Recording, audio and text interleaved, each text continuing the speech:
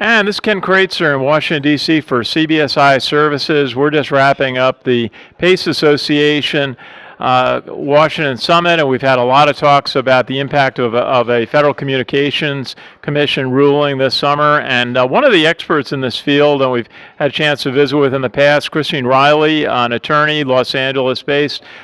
This ruling, Christine, first of all, good to see you, and what do you think of the conference overall? I thought this was a fantastic conference, and to be honest, it really could not have come at a better time with so much activity going on in the government and the FCC's ruling in July. So I was really glad to see a lot of colleagues here, a lot of interest, and I think there's going to be a lot of activity going forward in terms of how we lobby, where we go from here, and coming up with some solutions.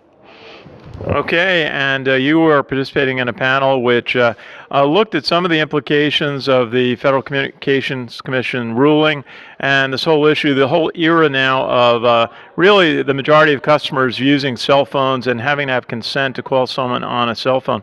What are some of the key points and some of the concerns that you have from your viewpoint as you work with clients about just advising them about how to communicate with their customers on their cell phones?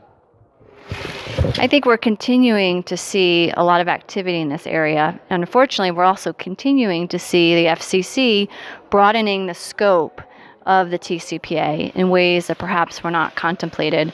One of the things we just talked about in our session today was citation orders against First National Bank and Lyft for including in their terms of use not only consent to receive automated calls, but also to receive marketing calls. And in the context of both of those situations, they weren't even involving a purchase. It wasn't even marketing, but they were signing up for example, using the service or signing up to do mobile banking. And the FCC basically said, if you want to make those kinds of messages, you want to call cell phones, you want to do marketing, you cannot condition consent to sign up for that service on getting promotional messages.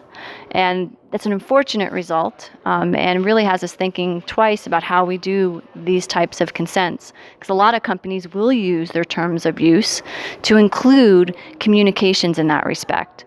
So now we need to take another look to see how we remain compliant in light of this new enforcement order that's come out. And there were no citations issued, but it was a warning to the industry that this is how they plan to interpret the TCPA.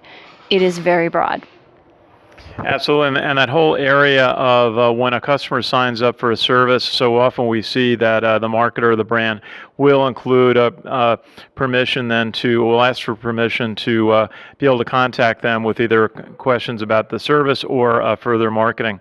So an area to be cautious on. Now, Christine, tell us a little bit about your law firm, and I know you've got a newsletter providing your readers every month with important information about the TCPA implications. I'm a partner at the law firm of Manatt, Phelps Phillips. I'm located in the Los Angeles office. I co-chair our TCPA compliance and class action defense group, and we have a group of attorneys that focus on not just counseling of TCPA issues, but we do class action defense and defense of TCPA lawsuits generally. So like you mentioned, Ken, we do have a monthly newsletter on TCPA that tells everyone these are the recent decisions coming out, things that you should be aware of, compliance strategies. And we also host a LinkedIn forum, TCPA, only for the defense side. And we do monitor who requests to get invited or who we send invitations to. And we do discuss different compliance issues from the defense perspective, including updates, things we're finding out behind the scenes. We like to keep everyone updated who is working on the defense side of these issues. Okay, Christine Reilly, you are really an expert in this field, and it's a pleasure to hear your comments on these panels at the PACE Association meeting. So look forward to seeing you at a future gathering. Thank you very much. I hope to see you again. Okay, Christine Reilly. And this wraps up the PACE Association meeting here in Washington, D.C. And this is Ken Kraetzer reporting for CBSIServices.